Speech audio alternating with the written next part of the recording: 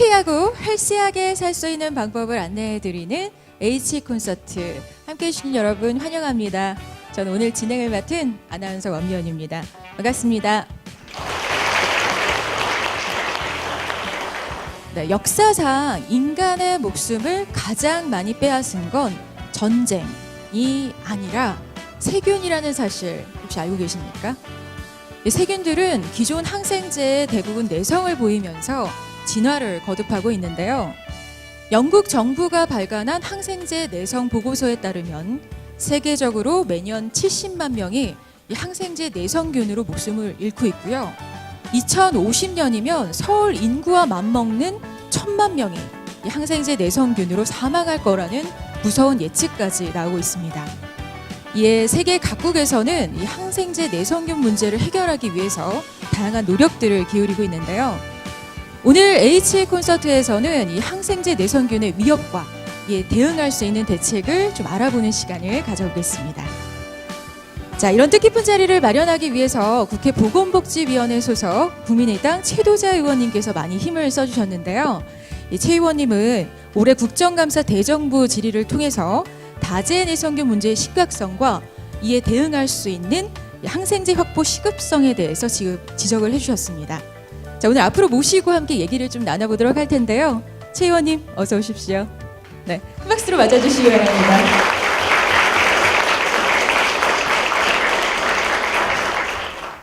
안녕하세요.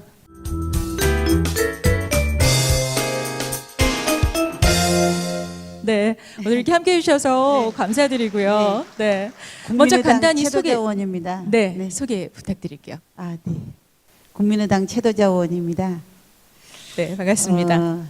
제가 보건복지위원회에서 활동하고 있습니다. 정말 이렇게 뜻깊은 자리에 함께하게 돼서 좀 반갑고요. 항생제 내성균과 관련해서 전문가들께서 어떤 말씀을 하실지 많이 기대가 됩니다. 네.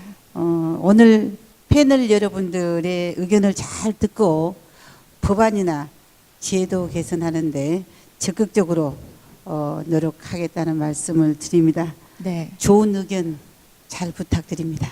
네. 근데 최 의원님께서는 평소에 의료 정책에 좀 관심이 많으신 걸로 알고 있는데 오늘 H 콘서트의 주제는 바로 항생제 내성균입니다. 혹시 어떤 얘기 좀 들려주시고 싶으신지? 네, 최근 우리나라에서도요 수포박테리아가 급증하고 있습니다. 특히 우리나라는 중증 질환 환자가 많은 종합병원이라든지 요양병원에서 항생제 내성이 더 심각한 그러한 상황에 있습니다. 네. 이 자리를 통해서 항생제 내성 문제의 심각성을 바로 알고 해결책을 논의할 수 있기를 바랍니다. 네. 자, 이렇게 뜻깊은 자리 마련해 주셔서 감사하다는 말씀 다시 한번 드리고요. 잠시 후 토크에서 못다한 얘기 마저 들려주시기 바랍니다. 네. 네. 자, 이제 본격적으로 토크를 시작하기에 앞서서 이 항생제 내성균에 대한 이해를 돕기 위한 강연을 준비했는데요. 한림대학교 강남성심병원 감염내과 이재갑 교수님을 모셔보겠습니다. 따뜻한 박수로 환영해 주시기 바랍니다.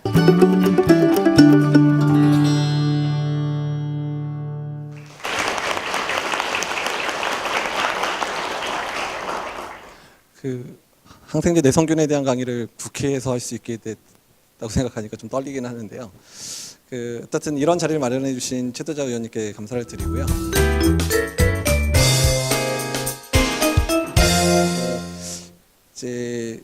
사실은 진료 현장에서 환자를 보고 있는 의사 입장에서는 최근에 문제가 되고 있는 항생제 내성균의 문제들이 너무 피부로 느껴지는 문제거든요. 왜냐하면 환자를 치료를 해야 되는데 막상 환자 세균 배양을 하면 한 3, 4일 정도 지나면 세균 배양에 대한 감수성 결과라 그래서 항생제 잘 듣는지에 대한 결과가 나오는데 그 결과를 딱 봤는데 듣는 게 없고 다 보통 내성 있으면 R이라고 표현됩니다. 레지스턴스 R이 표현되고 감수성 있으면 S로 표현되는데 S가 나오는 건 몇 개 없고 다 R로 짜사삭 나오면 한참 고민을 하고 뭐 있을까 고민을 하는 그런 상황들이 이제 자주 반복되고 있고, 또한 최근에는 좀 이따 설명이 나오겠지만 CR리라 그래서 카바페넨 내성 장내세균이라 그래서 우리 대변 안에 그냥 일반적으로 있는 균들인데 그게 이제 항생제 내성이 생겨가지고 그게 이제 항생제 잘 안 넣는 균이 돼서, 근데 그 균 자체가 사실 뭐 요로감염도 일으키고 폐렴도 일으키고 이럴 수 있는 균들인데 그 균 때문에 감염이 된 환자들이 생겨났을 경우에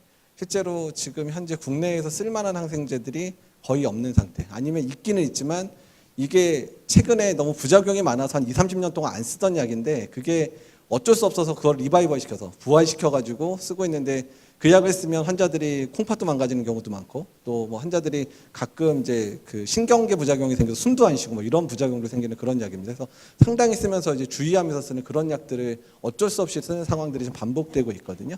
그리고 또한 그런 환자들이, 그런 균들이 또 중환자실 내에서 유행이라 그래요. 아웃브레이크라고 보통 표현하죠. 영화 제목도 있지만 아웃브레이크라 그래서 갑자기 중환자실 내에서 그런 균들이 확 퍼질 때가 있어서, 그런 경우가 되면 이제 병원에 입원한 중환자실을 가끔은 이제 폐쇄하거나 입원을 제한하고 환자들을 막 격리시키고 막 이런 일들이 비일비재하게 현재 국내 여러 종합병원들에서 일어나고 있는 현실입니다. 그래서 그런 부분들에 대해서 앞으로 이제 어떻게 했으면 좋을까에 대한 부분들을 뭐 나름 정리를 해봤는데 그 얘기를 좀 드리려고 합니다.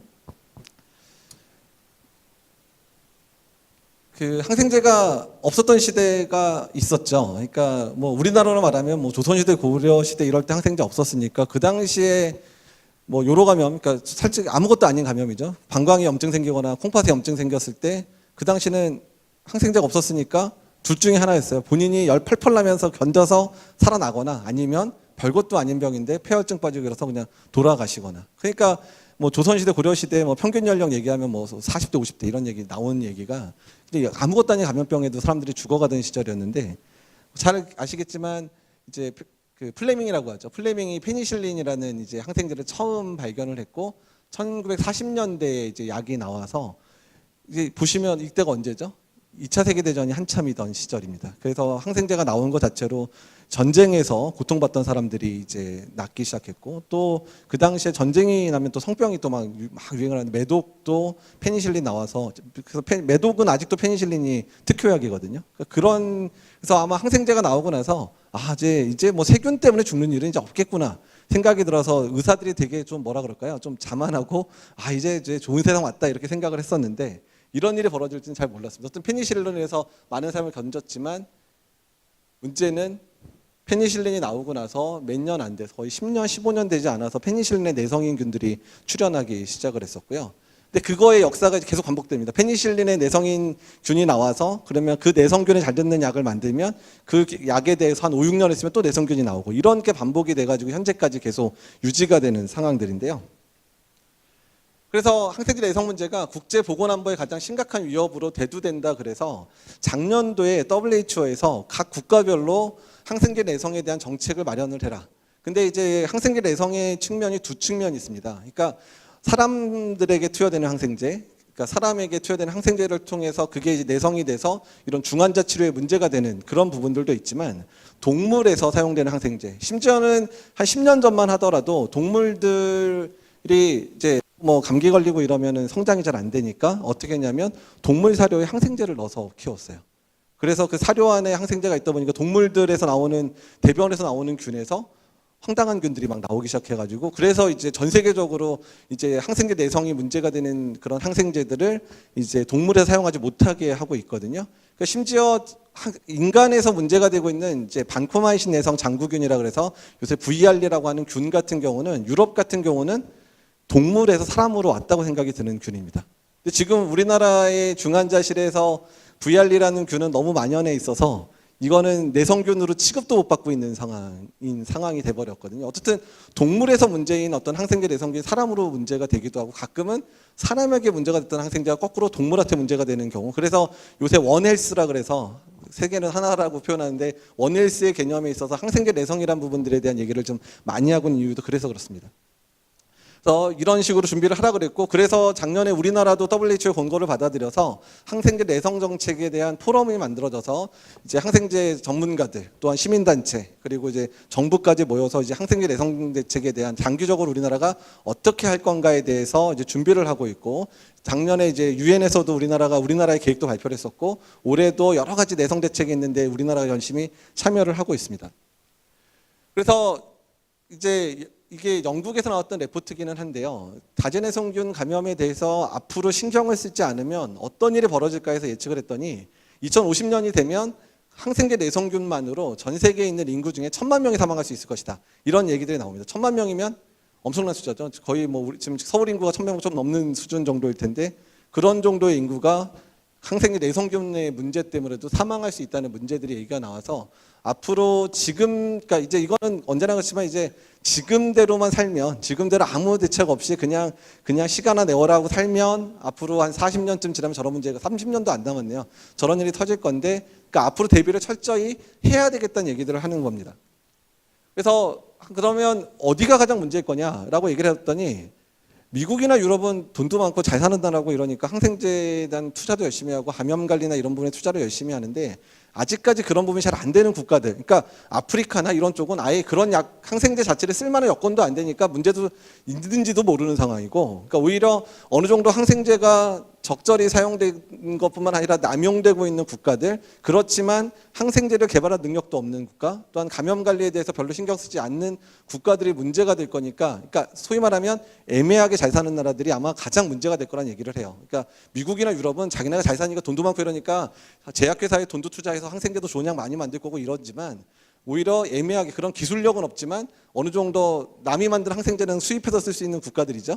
그런 국가들 같은 경우에 문제가 될 거라 해서 가장 문제시되는 국가들을 아시아 국가로 잡고 있는데 지금 항생제 내성하면 우리나라가 뭐 세계 1, 2등 얘기 나오는데 사실 그 정도까지는 아닙니다. 우리나라가 항생제 내성, 일반적인 항생제 내성에서 1, 2등까지는 아닌데 가장 문제가 되는 국가가 인도, 중국 이런 국가들은 우리나라보다 더 심해요.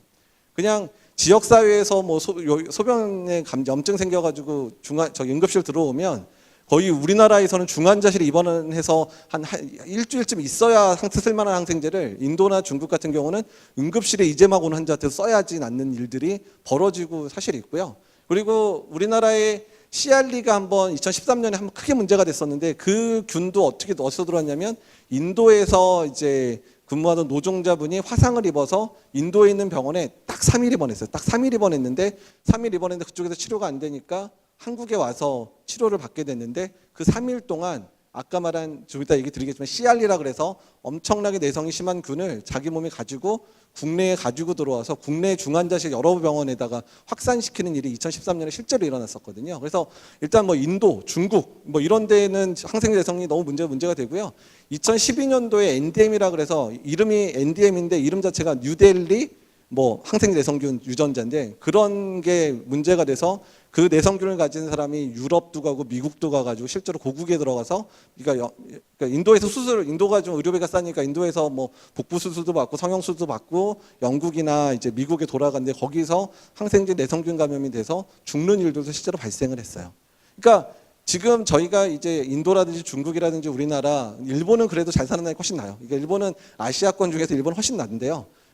보통 우리나라 이제 인도, 중국, 우리나라가 항생제 내성이 되게 문제가 되는 아시아 국가인데 지금처럼 대비 없이 10년, 20년 지나면 상당히 위험할 수 있다는 얘기들이 계속 나옵니다.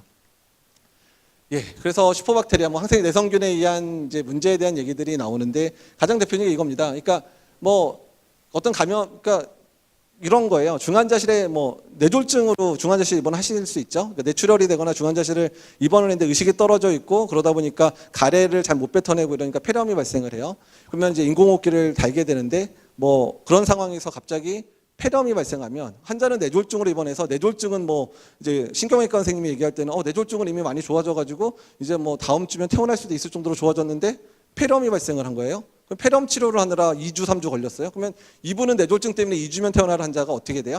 폐렴에 걸렸으니까 5주, 뭐 한 달, 2달 뭐 이렇게 입원하는 상황이 생기는 거죠. 그러니까 의료 관련 감염, 그러니까 병원 안에서 어떤 감염이 생기게 되면 내가 병원에 입원한 목적과 무관하게 이제 그 입원 기간이 늘어나는 문제가 생기는데 거기다가 이분이 하필 재수없게 항생제 내성균에 뭐 폐렴이 생겼다?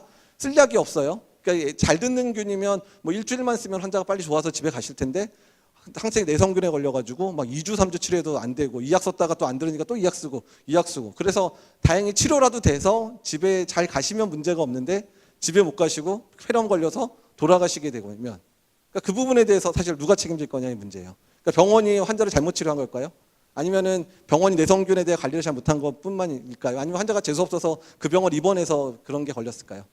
근데 이제 이런 부분들이 확실히 정말 복잡다단하다는 거예요. 그러니까 병원 자체도 열심히 노력하고 환자 쪽으로 노력을 하지만 그리고 어떤 여러 가지 본인이 가진 질병 때문에 병원 안에서 여러 감염이 생길 수 있는 상황들이 되긴 되지만 그러니까 그런 부분에 대해서 저희들이 적극적으로 노력하지 않는다면 지금보다 더 애쓰지 않는다면 이제는 병원이 병을 치료하는 대로 해야 되는 역할보다는 병원에 생긴 합병증을 조절해야 되는 그런 일들이 메인인 상황이 될 수도 있는 상황이 현재의 상황들이 되고 있어서 그런 부분에 대한 노력들이 상당히 많이 필요할 거라 생각이 듭니다.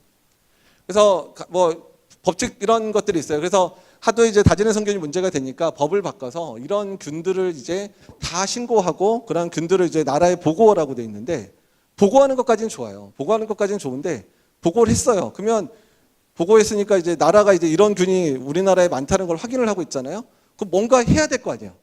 그러니까 하기는 하고 있어요. 근데 다만 조금은 아직 멀었어요.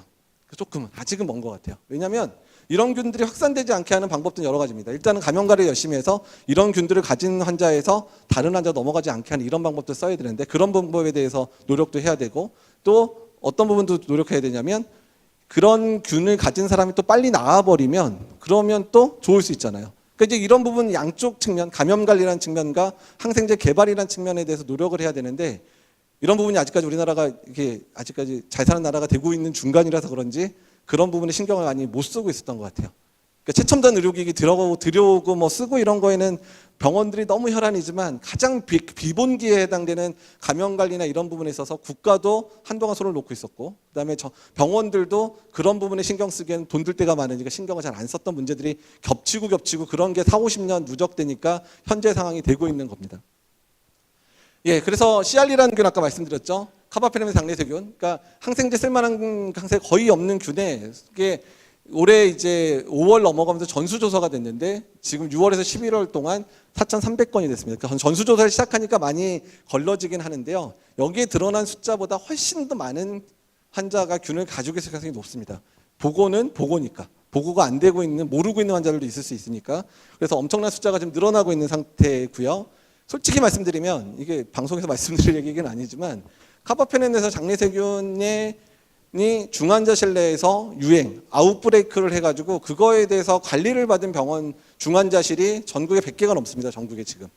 그러니까 내가 어떤 입원을 했을 때 중환자실 입원했을 때 그 병원이 항생제 내성균으로부터 안전하느냐의 부분에 있어서 대개 모든 병원들이 노력은 한다고 얘기는 하고 있지만 안전하다고 얘기를 할 수 있는 상황들이 아닌 상황이 현재 전국에 있는 중환자실에 일어나고 있거든요. 그래서 작년부터 제가 이제 의료 관련 감염 관리 홍보회사인데 그런 것들을 노력하면서 계속 이 부분에 신경을 많이 써야 된다 해서 신경을 쓰기는 하세요. 정부에 신경을 쓰긴 하는데 정책 우선순위에서 계속 밀리고 있는 부분들이 상당히 현재 안타까운 생각이 듭니다. 예, 어쨌든 내성이 발생했을 때의 문제들. 그래서 우리 OECD 국가에서 뭐 이제 카바페넴 내성균 중에 이번에 그 개에 물려 돌아가신 분 있으잖아요. 그분이 녹농균인데 녹농균 내성은 전 세계 중에서 우리나라가 2등입니다. 녹농균이 발생. 다행히 이제 그분은 녹농균이 다진성균은 아니긴 했는데 어쨌든 그런 상황이고 카바페넴 내성균들이 계속해서 증가되고 있어서 중환자실에서 녹농균이 나오면 카바페넴이 그러니까 그 항생제 중에서는 거의 체종에 쓰는 가장 센 항생제라고 얘기하는 얘기예요. 지금까지는. 근데 지금 중환자실에서 녹농균이 나오면 거의 40%가 다제내성균, 카바페넴 내성균이 나오고 있어요. 갑자기 중환자실에 입원하실 일이 생기면 안 돼요. 안 되는데 어쨌든 갑자기 병원 가기 싫어지실 것 같은데. 그리고 아시네토박터균이라 그래서 이제 아까 녹농균의 친구쯤 돼요. 이거는 엄청나요. 예전에 중환자실에서 요양병원이나 이런 데서 한 20%, 예전에 한 10년 전에 20% 나왔으면 지금 80% 이상이 종합병원의 중환자실에서 80% 이상, 요양병원에서 80% 이상이 카바페넴 내성균이 나와요. 그러니까 중환자실 입원해서 일주일만 되면 가래나 이런 데서 이 균이 그냥 대부분 다 나오는 상황이에요. 그런 상황이 지금 국내 중환자실에 있는데 제가 진짜 되게 아이러니해서 한번 말씀드리냐면 10년 전이니까 5, 6년 전에 일본에서 요 균 때문에 중환자실 환자가 10명이 사망했다는 보고가 터져서 막 우리나라 언론까지 날려서 일본에서 그런 일이 있었대 막 그러면서 했었거든요.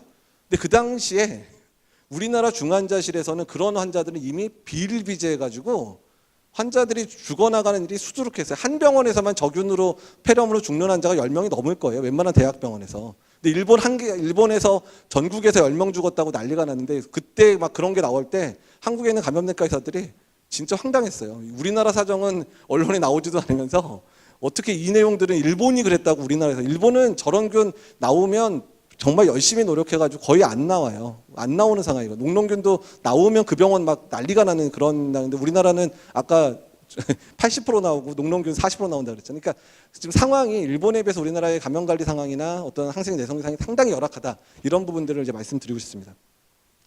대응하는 두 가지 원칙이 있는데요. 일단은 중요한 건 감염 관리인데, 항생제가 이제 영어로 됐으면 어렵긴 하겠지만, 이게 항생제 내성이 없는 균들이 시간이 지나 항생제를 많이 쓰다 보면 그 항생제에 안 듣게 되는 상황이 생기는 경우가 있어요. 그러니까 이런 경우가 이제 보통 항생제 남용을 막아야 되는 이유인데, 두 번째는 환자가 병원에 입원을 했었을 때 이 환자는 항생제 내성균을 안 가지고 있었는데 옆에 있는 환자가 항생제 내성균이 있는데, 병원 안에서 감염 관리 부분이, 그러니까 병원이 아무리 잘한다 그래도 뭐 의료진들도 왔다 갔다 하고 보호자들도 왔다 갔다 하고 하다 보고 또 환경이나 이런 것도 오염되다 보니까 그냥 아무 이유 없이 옆에 있는 환자에게 항생 내성균을 옮기는 일들이 비일비재해요. 그 다음에 더 문제는 환자가 항생제 오염균에 오염되어 있는 공간에 입원하게 되거나 거기서 검사를 받거나 그러면 그런 과정을 통해서도 항생제 내성균을 획득할 수 있는 일이 생겨서, 그렇다 그러면 항생제 내성균 문제를 해결할 수 있는 제일 중요한 방법은 뭐예요? 첫 번째, 항생제 남용을 막는 방법들을 철저히 해야 되는 거, 그리고 병원 안에서 감염 관리, 환경 관리에 대해서 노력을 해야 되는 부분들이 있습니다. 그래서 작년에 이제 2015년에 메르스 터지고 나서 감염 관리 인력이 많이 증원이 됐긴 됐어요. 그리고 병원 안에서도 관심을 열심히 노력은 하고 있지만 아직도 멀고요. 앞으로 10년, 20년을 바라보고 노력하지 않으면 이 문제를 해결할 수 없기 때문에 장기적인 플랜을 가지고 준비를 해야 되는데, 우리나라가 이렇게 어떤 정책이든 장기적인 플랜 가지는 게 제일 어렵잖아요. 정권 바뀌거나 뭐 장관 바뀌거나 아니면 담당자 바뀌면 맨날 이렇게 정책이 가다가 스톱되고 또 다시 설명해서 이게 필요하다고 얘기하면 그때 또 시작하고, 아니면 계속 조용히 있다가 메르스 터지면 한번 바뀌고 신종플루 한번 터지면 맨날 바뀌고 해서, 감염내과 의사들이 자조적으로 하는 말이 있습니다. 앞으로 우리나라의 감염 관리 수준, 어떤 내성균 관리든 뭐 여러 가지 감염 관리 수준이 좋으려면 메르스 같은 사건이 두세 번 더 터지면 아마 선진국 될 거다. 근데 이게 이렇게 자조적으로 얘기하는 게 맞냐 이거예요. 우리나라에서. 자꾸 너무 슬픈 얘기를 많이 들어서 죄송하긴 한데, 어쨌든 좀 희망적인 얘기를 했으면 좋겠습니다. 그래서 항생제 오남용을 줄이는 방법, 그다음에 하나는 일단은 발생한 환자는 치료해야 될 거 아니에요.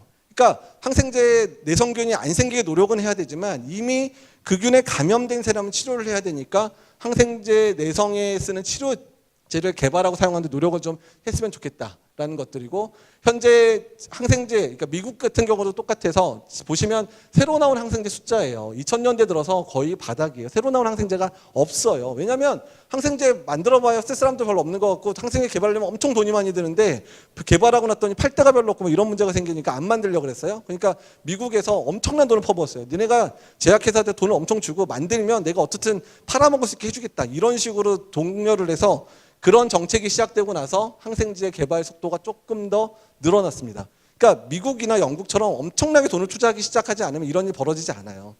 심지어 슬픈 일이 있는데, 우리나라 제약회사 한 군데가 미국에서나 만들 수 있는 항생제 하나를 개발을 했어요. 그래서 우리 미국에다 해서 임상연구까지 진행을 하고 우리나라에 허가까지 받았는데, 우리나라에서 항생제 팔아먹으려고 했더니 돈이 안 되는 거예요. 그래서 그 제약회사 미국에는 그 항생제 팔고 있는데 우리나라 항생제 안 팔고 있어요. 그 약 우리나라에서 팔아봐야 손해인 거예요.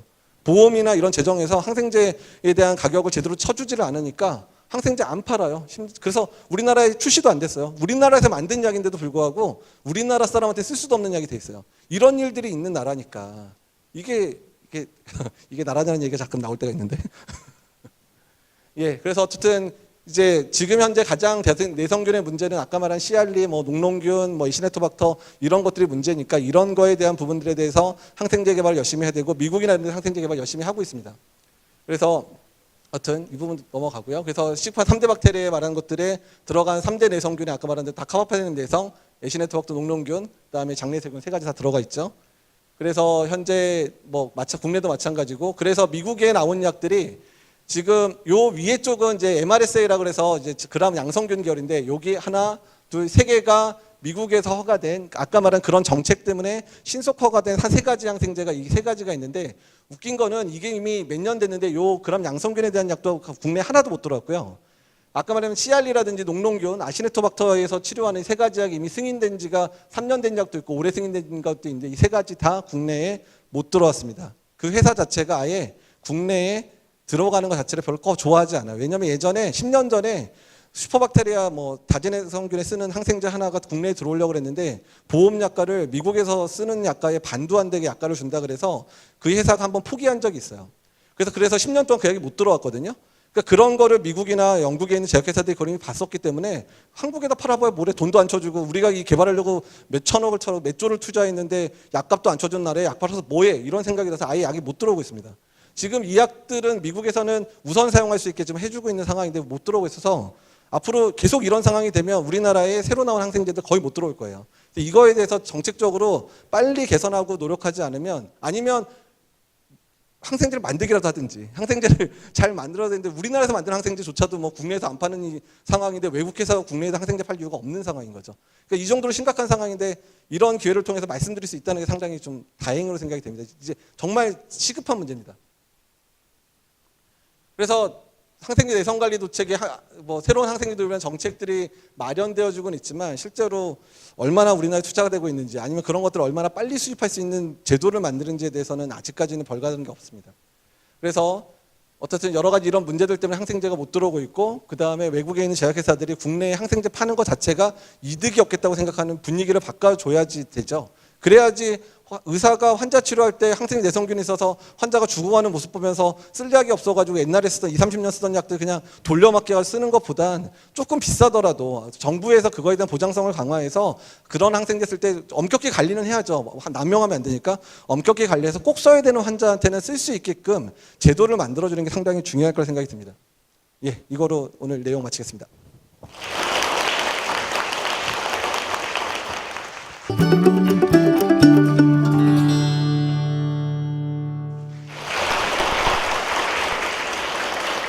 네, 이재갑 교수님의 강연 잘 들었습니다. 이 강연에 이어서 토크에 참여하셔서 더욱 자세한 설명 들려주신다고 하고요.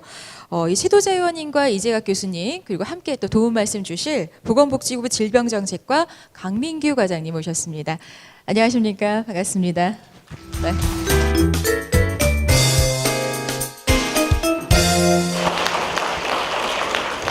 네, 뭐 앞서 강연에서 이 항생제 내성균에 대한 설명 자세히 해주셨는데요.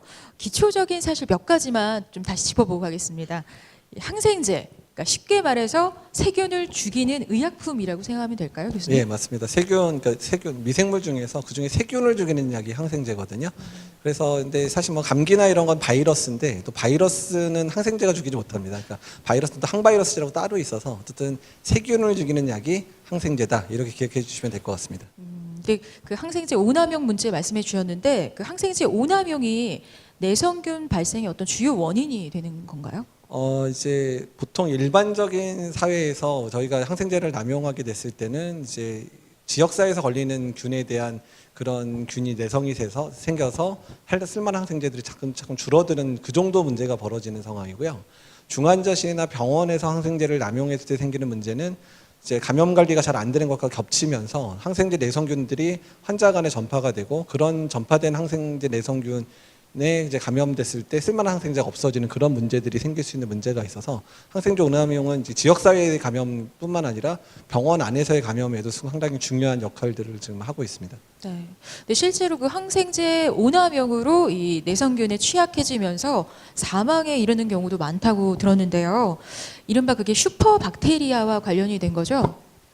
이제 슈퍼박테리아라는 이제 언론에서 쓰는 이제 언어기는 합니다. 미국에서도 뭐 슈퍼벅스라 그래서 이제 같이 쓰기는 있는데 네. 그러니까 슈퍼라고 붙으면 뭔가 대단할 것 같고 힘이 세고 막 걸리면 다 죽을 것 같고 막 이런 느낌을 주니까 그래서 그런 용어는 사실 적절하지는 않고 이게 치료가 어려워진 이유가 항생제에 잘 안 들어서 생기는 문제이기 때문에 그래서 슈퍼박테리아라는 단어보다는 다제내성균 그러니까 여러 가지 약제에 잘 안 듣는 세균 이런 식으로 표현하는 게 좋겠다라고 얘기를 좀 하고는 있습니다. 그러니까 정확한 네. 용어는 다제내성균이라고. 자, 근데 이른바 이 최후의 항생제라고 불리죠. 그 카바페넴. 카바페넴에도 내성을 보이는 세균들이 증가하고 있습니다. WHO에서는 특히 녹록균에 대한 이 카바페넴 내성이 심각하다고 좀 지적을 했는데요. 녹록균은 최근 앞서 말씀해 주셨지만 우리나라에서도 좀 화제가 된 바가 있었죠. 네. 자료 보시면서 좀 얘기를 나눠볼까 합니다. 네, 지금 보시는 이 화면 자료에는 카바페넴 내성에 대한 사회 경제적인 파급력을 잘 보여주고 있는데요. 사망률, 또 치료비, 입원 기간 등을 매우 크게 증가시키는 것으로 나타나 있습니다. 특히 카바페넴 내성 장내세균, 그러니까 CRE라고 불리죠. 이 CRE라는 특정 슈퍼 박테리아가 국내에서 좀 빠르게 퍼지고 있다고 하는데 정부에서는 이를 어떻게 판단하고 계십니까? 네, 저희 2017년 6월에 저희가 감염병의 예방 및 관리하는 법률을 개정을 했습니다. 그래서 지금 방금 말씀해주신 카바페넴 내성 장내세균 저희가 줄여서 CRE라고 표현하는데요. 그래서 법률 개정을 통해서 CRE하고 VRSA 두 가지 항생제 내성균에 대해서는 과거에는 우리가 몇 개 병원에서만 표본 감시를 했던 것을 대한민국 전체 의료기관에서 이 두 개 항생제 내성균에 대해서는 전수 감시하고 또 신고하도록 저희가 이렇게 체계를 지금 바꿨고요. 네. 그래서 바꿔봤더니 다행스럽게 VRSA는 아직 한 건도 지금 우리나라에서 지금 아직 안 나왔고 그에 비해서 CRE는 저희가 금년 6월부터 11월까지 이제 그 보고를 받아 보니까 네. 약 4,200여 건 아까 이재갑 교수님 그 강의에서 잠깐 보실 수 네. 있었을 텐데요. 그래서 상당히 많은 건수가 지금 나타나서 지금 우리 그 대한민국에 이 CRE가 상당히 지금 많이 만연하고 있구나 이렇게 지금 생각을 하고 있고요. 다만 전체적으로 그나마 조금 좀 다행스러운 거는 과거에 이제 신고하던 병원에서 전수감시로 바뀌었음에도 불구하고 크게 그 건수가 크게 늘지 않은 점이 하나 좀 다행스럽고 두 번째는 저희가 아직 이제 전수감시 이제 몇 개월 안 됐지 않습니까? 그래서 지금 저희가 전수감시 하고 있는 중인데 이런 것들 잘 분석해서 우리 대책을 앞으로 만들어 나갈 계획입니다. 네, 근데 이 쓸 치료제가 없는 상황에서 특히 면역력이 약한 중환자들에게는 더욱 좀 치명적일 수밖에 없다라는 생각이 드는데 그렇다면 현재 국내에서 중환자들 어떻게 치료를 하고 있나요? 이제 병원 내에서 폐렴 발생하거나 그래서 다제내성균에 의한 폐렴, 뭐 요로 감염 이런 감염이 발생했을 경우에 그러니까 지금 딱 그 균에 특정적으로 잘 듣는 항생제들이 몇 개 없습니다. 그래서 감수성 결과에서 이제 감성이 있다고 표현되는 이제 항생제가 콜리스틴이라는 약이 있는데요. 콜리스틴은 1960년대에 사용되던 약이었고 부작용이 많아서 일단 사용이 중지가 됐었던 약인데 하도 쓸 수 있을 양이 없으니까 그거를 이제 다시 부활시켜서 항생제로 이제 사용을 시작을 했는데 이 약이 부작용이 어떤 부작용이 있냐면 항생제 농도가 지나치게 많아지거나 아니면 장기간 사용하면 콩팥의 기능이 떨어져서 투석을 돌리는 일이 발생할 수 있을 정도의 그런 신부전이 발생할 수도 있고 또 가끔은 농도가 이제 지나치게 되면 호흡 근육에 작용하는 신경근을 마비시켜서 갑자기 환자 숨을 안 쉬는 경우로 발견되는 상황도 가끔 발생이 돼서 상당히 주의를 기울여야 되는 상황이고요. 그래서 콩팥 기능이 안 좋은 분들 같은 경우에는 다른 항생제 써야 되니까 현재 효과가 있을 것 같다는 약들을 뭐 용량을 원래 쓰는 용량 뭐 2배를 쓴다든지 아니면 약 2가지를 섞어서 쓴다든지 이런 식으로 현재 치료를 하고 있는 상황입니다. 그러니까 마땅한 치료약이 없어서 예전에 쓰던 그러니까 부작용이 있음에도 불구하고 그런 예전의 항생제를 쓰거나 뭐 2-3개를 섞어 쓰는 상황이 발생하고 있는데 자, 사실 생명을 위협받는 이 중환자들의 상황을 생각하면 뭔가 특단의 대책이 좀 필요할 것 같습니다. 근데 최근 국제적으로나 뭐 국내에서도 이 항생제 내성균에 대한 여러 가지 대책들이 좀 나오고 있는데요. 어떤 것들이 있나요? 네, 지금 최근 우리 국제보건에서 이 항생제 내성 문제가 굉장히 핵심적인 이슈로 지금 떠오르고 있습니다. 그래서 저희가 알고 있는 세계보건기구 WHO에서 2015년도에 우리 항생제 내성 대책에 따르는 이 글로벌 액션 플랜을 지금 WHO에서 제시를 했고요. 네. 이 우리 전 세계 회원국들, 우리나라를 포함 전 세계 회원국들에게 이런 그 항생제 내성 문제에 대한 국가 수준의 대책을 만들도록 그렇게 권고를 하고 있고 전 세계 회원국들이 거기에 따라서 노력하고 있는 중이고요. 특히 저희가 잘 알고 있는 G20 우리 그 선진국들의 모임인 G20 정상회의 그리고 유엔 세계 보건 유엔 총회에서 이 항생제 내성 대책 문제가 심각하게 지금 계속해서 거론되고 있는 상황입니다. 그래서 우리나라도 뭐 미국이나 일본 영국 여러 나라들과 같이 2016년에 저희들이 국가 항생제 내성 관리 종합 대책을 저희가 만들었고 그 대책에 따라서 저희가 차분하게 지금 정책을 진행하고 있다고 말씀드릴 수 있겠습니다. 네, 그러니까 세계 각국이 항생제 내성 문제 좀 해결하기 위해서 노력을 기울이고 있는데요. 근데 선진국이나 다른 나라에서 추진하고 있는 그런 대책과 우리나라의 대책을 좀 비교해 보자면 어떨까요, 과장님?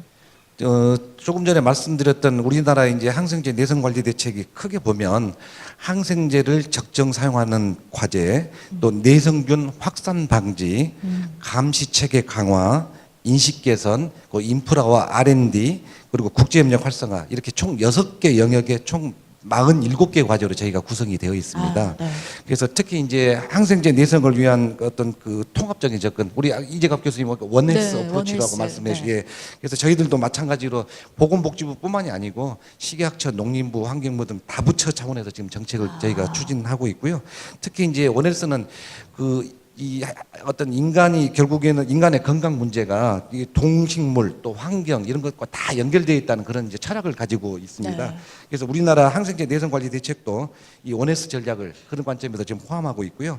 또한 이제 우리나라만의 어떤 고유한 정책이라고 하면 우리 건강보험과 보험 평가 제도를 활용해서 이제 감염 관리에 효과적인 어떤 의료기기에 대한 수가를 저희가 인정해 주는 거, 또 이 우리 의료기관에서 제대로 항생제를 사용하고 있는지 적정성 평가를 하는 거, 이런 것들이 되겠고요.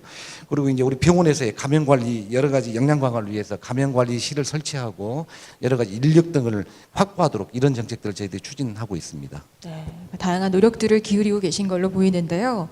네, 앞서 말씀을 드렸지만 2050년에는 서울 인구와 맞먹는 1,000만 명이 이 다제 내성균으로 사망할 수 있다는 무서운 관측이 나오고 있습니다.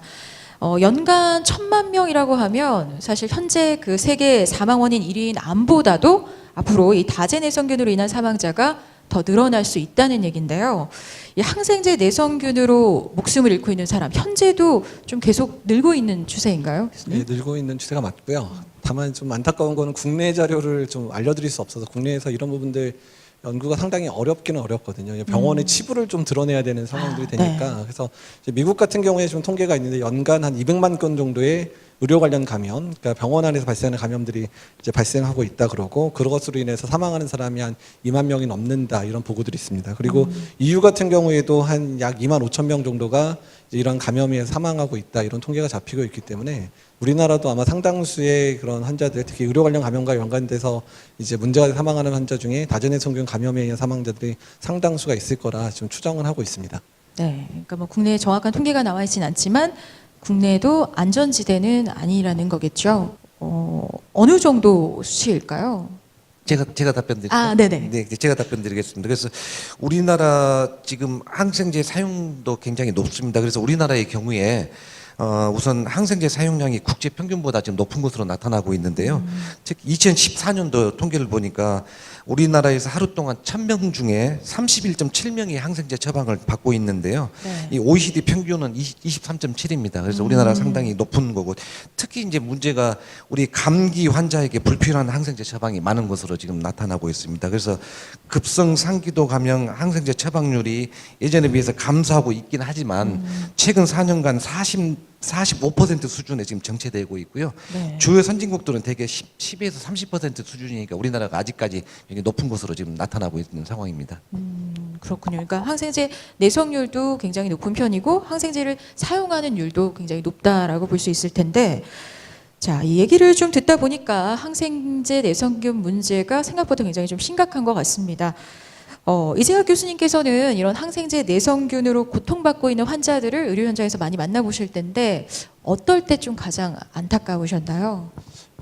일단 이제 저희 병원 치료했던 환자는 아닌데 저희 병원에 이제 합병증 치료 때문에 이제 전원이 됐었던 환자였는데 그 환자 같은 경우는 뭐 CR리는 아니었고 VR리라 그래서 아까 잠깐 말씀드린 방코마신 내성 장알균 그 감염에 의해서 심장의 판막에 이제 균이 붙어가지고 염증이 생겼습니다. 근데 그 균에 대한 이제 특효약이라고 하는 약이 답토마이신이라는 약인데 그게 이제 전 세계 출시된 게 10년이 넘었었는데 그 환자가 당시 치료받고 있었을 때 그 약이 약가가 너무 비싼 이유 때문에 약이 국내에 정식으로 수입이 안 된 상황이었거든요. 그래서 약을 구할 수 있는 방법이 없어서 간신히 구했던 게 희귀약품 센터를 통해서 약을 구매를 할 수 있어서 그 약을 이제 환자가 한 3주 정도 쓰고 환자가 회복은 됐는데 이게 희귀약품 센터 쪽으로 약이 들어오고 그 다음에 이제 보험이나 이런 적용에 대한 전혀 제도가 없었기 때문에 환자가 그 항생제 사용하는데 3주간 2천만 원을 이제 환자가 직접 지불하는 상황이 발생했었던 적이 있어서 환자가 이제 와가지고 저희가 그 심내막염 그러니까 화상 때문에 이제 2차적인 심내막염이 생겼던 환자인데 네. 화상 치료 비용도 어마어마한데 그것 때문에 생긴 합병증 때문에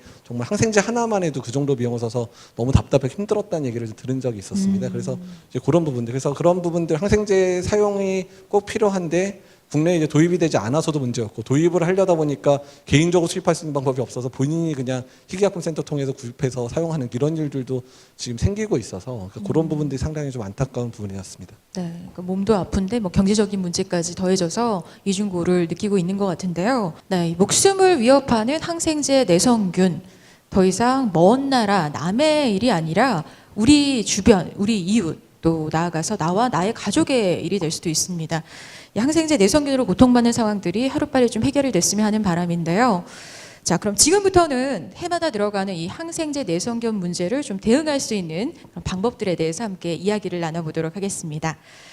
자, 먼저 항생제 내성 관리와 대응에 있어서 우리나라가 좀 잘하고 있는 점 또는 개선이 필요한 점 어떤 게 있는지 우선 강민규 과장님. 네, 일단 그 저희가 우리나라도 여기 다른 그 국가들과 마찬가지로 2016년에 우리 발빠르게 우리 국가 차원의 항생제 내성 관리 대책을 수립해서 지금 추진 중이고요. 네. 두 번째로 이제 저희 대책에 포함된 과제들이 WHO에서 권고하고 있는 그 내용들을 저희가 잘 맞추고 있기 때문에 굉장히 포괄적이고 논리적으로 이 대책이 잘 수립되어 있습니다. 또한 저희가 이제 대책을 만드는 과정 중에 저희 뭐 정부 혼자서 만든 게 아니고 이 안에 이제 여러 관련되는 우리 전문가 선생님들 또 우리 학계, 학회, 단체 그리고 조금 전에 말씀드린 것처럼 우리 그 의사 또는 수의사 뭐 환경 관련 전문가들까지 전부 다 포괄적으로 저희가 이 국가대책 협의체를 만들어서 이 대책을 만들었기 때문에 네. 이 대책을 진행하는 과정 중에 상당히 추진력을 확보할 수 있을 것으로 생각하고 있습니다. 다만 이제 조금 이제 저희들이 좀 더 신경 써야 될 부분은 저희도 이제 원헬스 어프로치로 이제 대책을 만들긴 했는데 네. 다른 미국이나 다른 영국 선진국들은 굉장히 잘 되고 있는데 비해서 아직 우리나라는 조금 이게 추진력이 조금 약한 것 같아요. 예를 네. 들면 그 동물을 사육하거나 또는 이제 우리 그 횟감들 우리가 양식하지 않습니까? 네. 그래서 그런 때 굉장히 주의를 기울여야 되는데 아직까지 그런 부분은 조금 약하지 않냐 이렇게 지금 생각하고 있고요. 네. 두 번째는 저희가 이게 그 특히 항생제 내성 관리 대책을 위해서는 자 인식 개선이 되게 중요합니다. 그래서 우리가 병원을 이용하는 우리 국민 그리고 이제 실제로 이 항생제를 사용하고 처방하는 우리 의사나 수의사 같은 전문가 선생님들 네. 그리고 우리 그 전체적으로 이 그 국민 모두 전체가 인식 개선이 절실히 필요한 상황인데 조금 아직 그런 부분들이 좀 약하다고 저희들은 생각하고 있습니다. 네, 여러 부처가 합동으로 이렇게 다양한 노력을 기울이고 있는 것으로 보이는데요. 자, 내성 관리 대응에 있어서 잘하는 점, 혹시 개선해야 할 점, 우리 최도재 의원님의 의견도 좀 들어보고 싶습니다. 네, 우리 정부도 항생제 내성균으로부터 우리 국민의 건강을 보호하기 위한 범부처 국가 대책 수립에 대해서 천명했고요. 항생제 내성에 대응하기 위해 그 글로벌 공조 체계에 발맞춰서 항생제 내성 감시를 하고 있습니다. 항생제 내성 대응을 위해서는 항생제 오남용을 줄이는 것도 중요하지만 새로운 신약을 빠르게 도입해서 기존 항생제에 대해서 내성 위협을 늦출 필요가 있다고 봅니다. 네. 네, 그러니까 국내 개발도 중요하지만 해외에서 이미 개발된 그런 신약들을 빨리 도입하는 것도 굉장히 중요하다라는 네, 네, 네. 말씀해 주셨고요. 네. 이재갑 교수님. 이제 이런 항생제 대책, 항생제 내성균 대책에 대한 부분 두 가지 부분들을 이제 강조시키고 싶은데요. 첫 번째는 최도재 의원님 말씀하신 대로 국내에서의 신약 개발도 상당히 이제 격려하고 지원해줄 필요가 있고 또 네. 두 번째는 일단 해외에 이미 개발되어 있는 항생제들을 신속하게 도입할 수 있는 여러 가지 방법을 만들어야 됩니다. 그러니까 왜냐하면 외국에 있는 회사들이 국내에 항생제 도입을 꺼리는 이유 중에 하나는 국내에 이제 보험 수가의 그 가격을 맞추기가 힘들거든요. 그러니까 지금 아까 보여드렸던 항생제 중에 하나는 하루 사용 비용이 90만 원인 항생제도 있습니다. 근데 이제 그게 이제 들어와서 사용하게 되면 그걸 남용하게 되면 이제 보험 재정을 분명히 문제를 일으킬 수는 있습니다. 그러니까 이제 항생제가 적절히 사용하게끔 유도를 해야 되는데 가격이 너무 높다 보니까 외국에 있는 회사 자체도 들어오려고 생각도 안 하고 그다음에 우리나라 보험 체계는 받아들이기 너무 비싼 약이고 이런 문제들이 있어서 이런 부분에 있어서는 좀 특례 조항 같은 걸 만들어서 도입을 하고 좀 제대로 사용하게끔 관리를 잘하는 방식으로 좀 묶어가야 되지 않을까 생각이 들고요. 그다음에 두 번째 크게 말씀드릴 부분은 감염 관리에 관한 부분들인데 이제 중환자실에서 환자들이 다진해성균에 취약하게 되는 이유 중에 하나는 인력 부족 의 측면들이 상당히 많습니다. 그러니까 환자들이 이미 중환자실 입원했기 때문에 여러 가지 처치들을 막 해야 되는 상황인데 그 상황 중간에 또 환경이 다진해성균에 오염될 수 있다 보니까 간호사들이 환자 보다가 이제 또 환자 좀 안정되면 또 침대에 닦고 있고 뭐 청소하고 있고 막 이런 부분들이 다 간호사의 업무로 많이 이제 내려와 있는 상황이고 실제로 청소를 도와주거나 환경 관리할 때 그런 환경 소독을 하거나 이런 인력들이 국내에서는 충분하게 갖춰져 있지 않거든요. 그러니까 미국 같은 경우에는 환경관리사라는 제도가 이제 신설이 돼서 그런 환경관리사를 통해서 청소하는 인력들이라든지 환경 소독하는 인력들을 관리하게끔 하고 교육시키고 또 그런 것들을 통해서 중환자실 내에 다진해성균의 그런 확산되는 것들이 이미 이제 예방이 되고 있다. 그것들이 개선되고 있다는 논문들도 이미 나오고 있습니다. 그래서 일단은 이제 병원의 인력 관리 부분, 특히 감염 관리 인력에 관한 부분들, 특히 현장에서 그런 부분을 도와줘야 되는 인력도 이제 충원이 가능한 그런 이제 보험 재정 또는 여러 가지 지원책들이 국내에서 마련이 돼야 되지 않을까 생각이 듭니다. 네. 그러니까 항암제 신약을 국내에 도입함에 있어서 약간의 급여 적용 문제에 대해서 좀 지적을 해주셨고 또 병원 내 감염을 관리하는 부분에 대해서 이제 언급을 해주셨는데요. 사실 이 항생제 내성 문제는 세계적인 그 보안 안보와 관련된 굉장히 주요 이슈로 떠오르고 있습니다. 이 항생제 내성과 관련해서 국제적으로는 어떻게 협력이 이루어지고 있는지 좀 말씀해 주시죠. 네, 크게 보면 세 가지 측면에서 말씀드릴 수 있을 것 네. 같은데요. 일단 어떻든 간에 이 항생제 내성 문제에 대한 총괄적인 그 책임은 우리 WHO에서 지금 지고 있고 그래서 WHO에서 이 전 세계 회원국들에게 이 항생제 내성 대책을 만들도록 이 가이드라인을 만들었고 지금 권고를 하고 있는 상황이고요.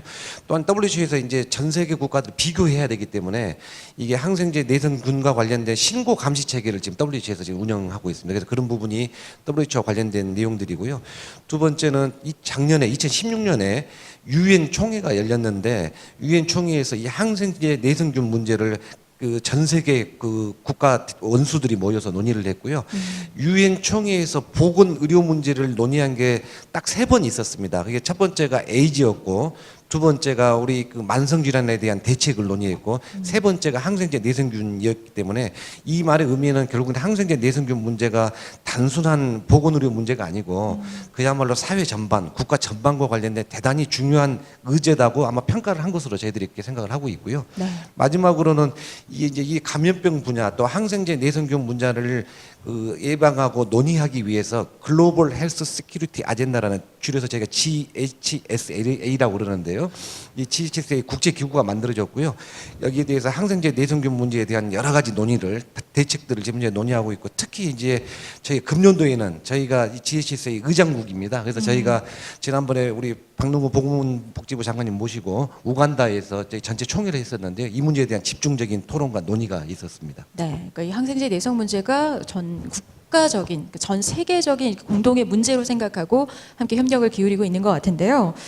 자, 뭐 앞서 강연에서 이제 매년 그 개발되고 있는 항생제 숫자를 조금 뭐 데이터로 보여주셨지만 이 점점 증가하는 다제 내성균에 제대로 대응을 하려면 이 무엇보다 치료제 수를 좀 늘리는 게 중요하겠죠, 교수님. 예, 항생제 도입은 상당히 중요하고요. 왜냐하면 그러니까 의사 입장에서 중환자실 환자가 뭐 열이 나고 뭐 폐렴이 악화되고 있는데 세균병이 됐는데 듣는 약이 없으면 이것처럼 처참한 결과도 없고요. 보호자한테도 설명할 때 지금 항생제가 잘 안 듣는 균이라서 쓸만한 약이 없는데 하여간 제가 가지고 있는 모든 지식을 총동원해서 하여간 최대한 노력을 해서 나아드리게 하겠습니다라고 얘기를 하지만 그게 힘든거든요. 그래서 현재 이제 여러 가지 다진해성균에 의한 통계들을 보게 되면요. 그러니까 항생제 잘 듣는 균을 썼을 때하고 잘 듣지 않는 경우에 사망률이 한 30%, 그래서 크게는 50%까지 차이가 납니다. 그러니까 항생제를 잘 듣는 약이 있는 것 자체가 환자의 어쩌면 건강권, 어쩌면 환자의 이제 생명권과도 연결될 수 있는 문제가 될 수 있기 때문에 그런 부분에 대한 노력이 좀 상당히 많이 필요할 거라 생각이 됩니다. 네, 그래서 새로운 치료제 개발이 굉장히 시급한 것으로 보이는데 사실 국내 항생제 개발을 촉진하기 위한 R&D 투자 강화라는 내용이 그 항생제 내성 관리 대책에 포함이 되어 있어요. 근데 좀 실효성이 없는 게 아니냐라는 지적들이 나오고 있습니다. 왜 그러냐면 그 수십 년간의 개발 기간이 필요하고요. 또 천문학적인 비용이 들 뿐만 아니라 무엇보다 개발의 성공이 보장되어 있지 않기 때문일 텐데요. 그보다는 해외에서 개발된 그런 항생제 신약을 좀 도입하는 게 시급하다라는 얘기도 나오고 있습니다. 이런 의견에 대해서는 어떻게 생각하십니까, 강민규 회장님? 그 방금 말씀하신 것처럼 사실상 이 신약 개발을 하는 데는 어마어마한 이제 네. 천문학적인 자금이 시간과 필요합니다. 그래서 비용, 네. 대체적으로 우리 G20 정상회의에서 이 영국이나 이런 선진국들이 어느 한 나라 재정으로만 힘으로만 개발하기 어렵기 때문에 좀 국제적으로 같이 우리가 역할을 분담하는 방안 등에 대해서 지금 논의를 하고 있고요. 그래서 그런 국제적인 협조를 통해서 저희가 이 개발 신약 항생제와 관련된 신약이 개발되고 그 전 세계 조금 저렴한 가격으로 보급될 수 있도록 저희가 그렇게 노력해 나가야 되겠고요. 네. 말씀하신 것처럼 이미 개발된 이제 그 항생제 내성균과 관련된 여러 가지 약들은 저희가 이제 건강보험 제도 안에 들어와야 이제 저렴한 비용으로 이제 그 사용하실 수 있을 건데 네. 그런 부분들에 대해서는 저희 나름대로 또 이 그 평가 제도를 거쳐서 신속하게 또 검토하겠고 또한 이제 만약에 정말로 저기 좋은 신약이 개발돼 있다면 저희가 식약처하고도 협의해서 신속하게 도입할 수 있는 그런 방안들도 검토해 나가겠습니다. 네. 나머지 두 분의 의견도 궁금한데요. 지금 항생제 내성 대책 부분에서 좀 보완해야 할 부분이 있다면 어떤 게 있을까요? 우선 최 의원님. 네. 영국 그리고 독일 이런 유럽에서는요. 개발된 항생제 신약을 자국에 빠르게 도입하기 위한 제조 시스템 마련에 대한 논의를 시작했습니다. 네. 말씀하신 것처럼 항생제 개발까지는 천문학적인 비용과 시간이 들기 때문입니다. 우리나라에서도 이러한 정책 논의를 시작해야 할 때라고 생각하고요. 다른 선진국과 마찬가지로 항생제 내성 위험 대응이라든지 수포박테리아 감염 환자에게 꼭 필요한 그 필수약품으로 항생제 가치를 인식할 필요가 있다고 봅니다. 필수 의약품으로 좀 가치를 인정해줬으면 좋겠다. 네. 네. 이재갑 교수님. 이제 미국 같은 경우에는 이제 2000년대, 2010년대부터입니다. 2000년대 들어서부터 항생제 개발 속도가 더뎌지는 것들을 인지를 이미 시작을 했고요. 그래서 항생제 개발에 정말로 천문학적인 투자를 이미 정부에서 시작을 했습니다. 그래서 제약회사에다가 개발을 해라. 그러면 개발하는 데에 대한 연구비를 충분히 지원하겠다 해서 네. 개발비를 지원하고 있고, 두 번째는 개발을 하더라도 적어도 그 항생제를 팔아먹을 수 있어야 제약회사가 이제 이익이 남아야 계속해서 그 항생제를 이제 유지할 수 있고, 그다음에 연구 개발할 수 있기 때문에 항생제 같은 경우에는 신속으로 도입할 수 있게끔, 그러니까 항생제 개발에 가장 기본 충족 요건만 맞으면 바로 출시할 수 있게끔 해가지고 예전에 한 10년 정도 걸리던 출시 기간 한 5년 이내로 이제 단축을 하고 있고요. 또 다른 문제는 또 항생제 개발을 했는데 그 항생제에 대한 이제 제네릭이라 그래서 이제 그 복제약들 같은 것들이 나올 수 있는 시간이 있잖아요. 그러니까 그 시간을 뭐 일반 약들이 10년에서 15년이라 그러면 항생제에 대해서는 5년을 더 줘서, 그러니까 특허권 인정을 5년을 더 주는 걸 통해서 항생제를 개발하고 나서도 그 항생제를 통해서 얻을 수 있는 이득을 최대화 시켜주면서 제약회사들이 항생제 개발을 더 열심히 할 수 있도록 그런 제도를 마련하고 있거든요. 그러니까 이런 부분에 있어서 국내 회사들에게도 어느 정도, 그러니까 국내 회사들도 항생제 개발을 많이 하고 있지는 않지만 일부 전 세계적으로 많이 판매했던 블록버스터 약을 개발한 회사들이 몇 군데 회사가 있습니다. 근데 그런 회사들 자체도 정부에서의 지원도 적을 뿐더러 국내에서 항생제를 팔았을 때 보장되는 특허라든지 여러 가지 제도적인 그런 부분들이 미국이나 이런 데보다 훨씬 약하니까 오히려 미국 회사에다 판권을 팔아서 미국 회사에서 이제 그런 연구들을 진행을 하고 미국에서 출시가 되게 해서 전 세계적으로 출시되는 그런 전략으로 좀, 그러니까 우리나라를 회피하는 전략으로 넘어가고 있거든요. 국내 제약회사들도. 그래서 국내 제약회사들이 가지고 있는 신약 개발 능력을 극대화할 수 있도록 국내 제약회사들에 대한 어떤 지원책들도 강하게 마련될 때 필요를 느끼고 있습니다. 네, 그러니까 다제 내성균의 감염을 좀 줄이기 위해서는 물론 항생제의 오남용을 줄이는 것도 물론 중요하겠지만 이 당장 이를 치료할 수 있는 새로운 약제를 도입하는 게 굉장히 시급하다라는 말씀이신데요.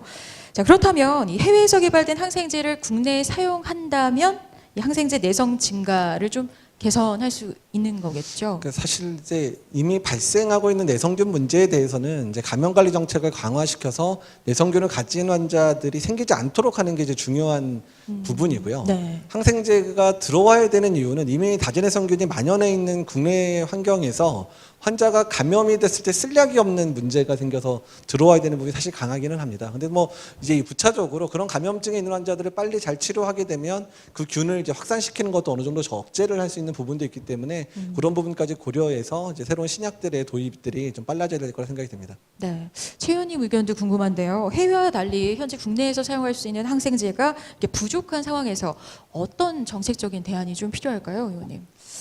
네, 항생제 오남용을 막고 R&D 투자하는 것이 매우 중요한 일입니다.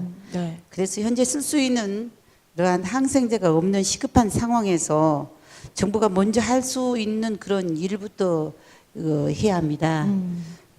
지금 바로 사용할 수 없는 새로운 항생제를 확보해서 감염 그런 확산 방지에 집중하는 일을 해야 한다고 봅니다. 네. 자, 이 해외에서 개발된 항생제를 국내로 들여오는 일이 그리 간단치만은 않은데요. 영국, 프랑스, 스웨덴 등의 국가에서는 최근 신규 항생제 도입을 위한 정책이 마련되고 있다고 합니다.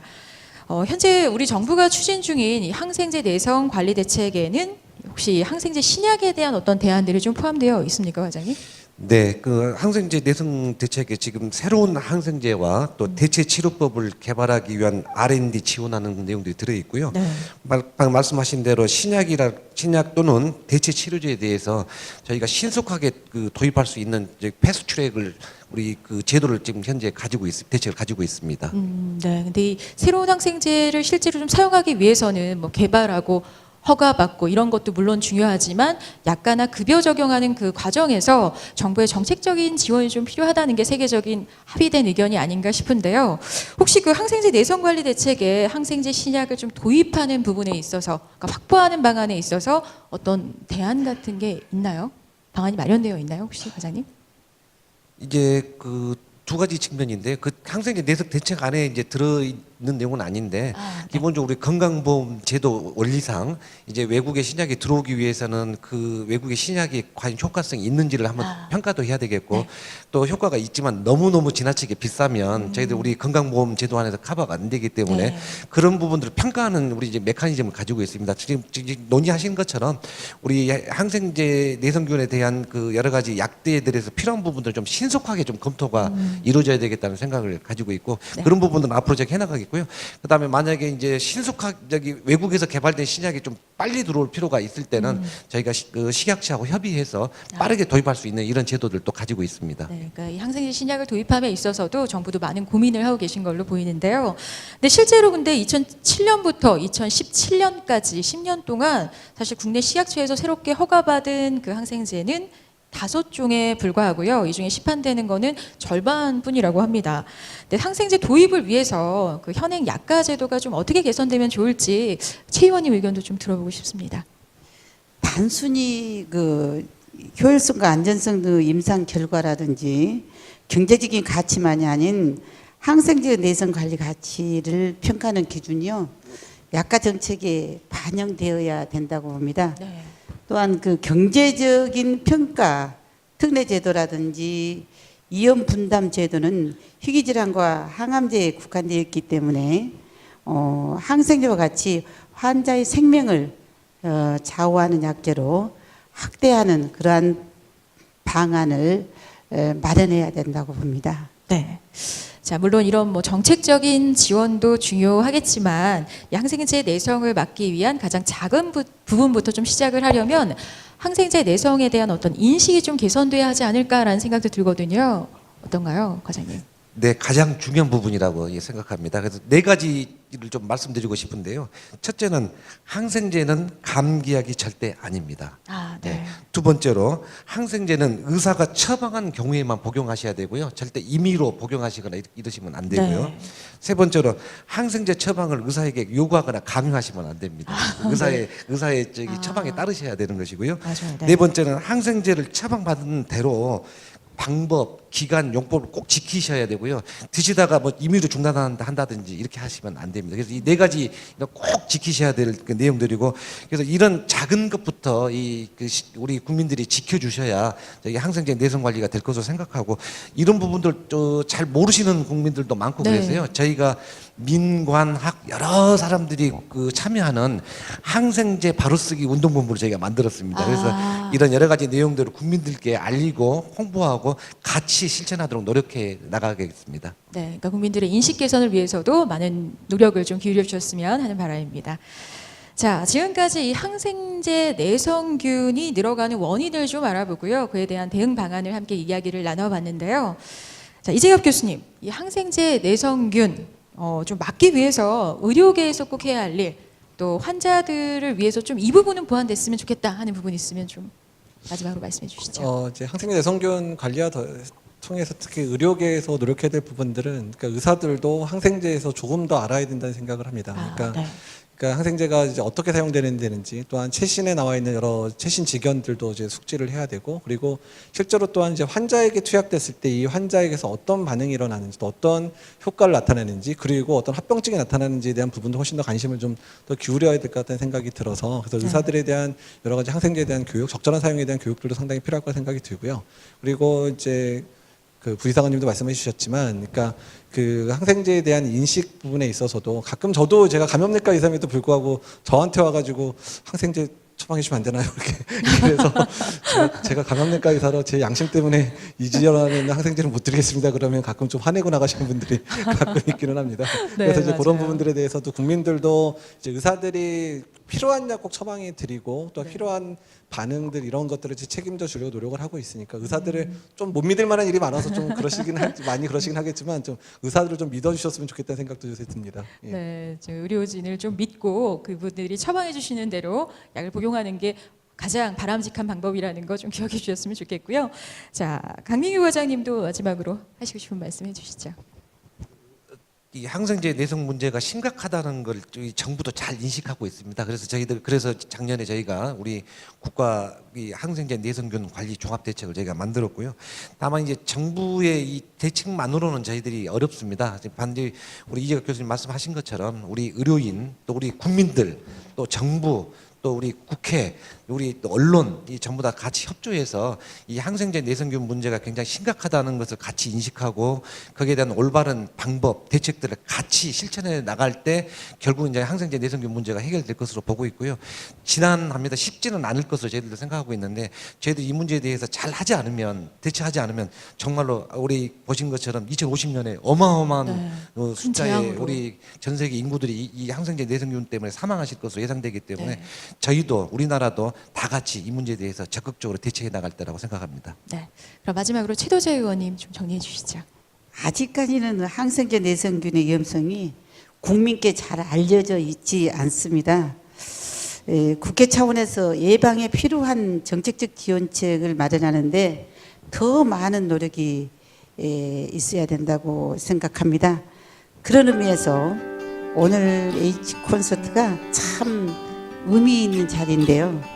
좋은 자리를 마련해 주신 쿠키뉴스에 감사를 드리고요.